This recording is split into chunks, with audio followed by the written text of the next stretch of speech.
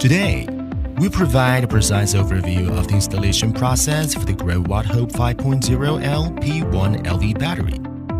The HOPE 5.0L-P1 battery is compatible with SPF, SPM, SPE, WIT series LV battery inverters for the residential energy storage system.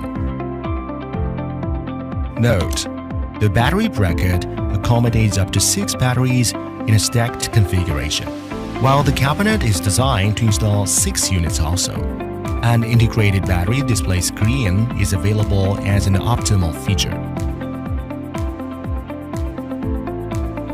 The key features of HOPE 5.0L-P1 battery include maximum 100A continuous charge and discharge current, wide range capacity options from 5 kWh to 240 kWh, excellent safety of LiFePO₄ battery, external touch display screen optional, DoD up to 98%.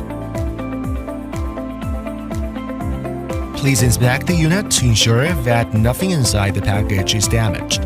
Additionally, please confirm the receipt of the items listed below.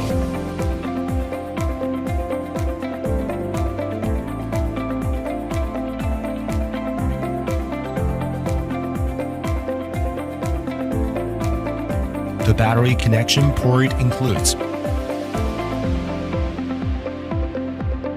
Note: due to the weight of the batteries, kindly adhere to the instructions depicted in the user manual for carrying and installing them.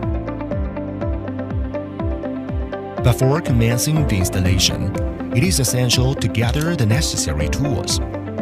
Battery placement. Please install the battery indoors and ensure the level of the ground. For the stackable installation with bracket support. Before the installation, please check and confirm the battery is powered off. Step 1. Prepare the support brackets. Step 2. Set battery into 2 pieces of brackets from the rear.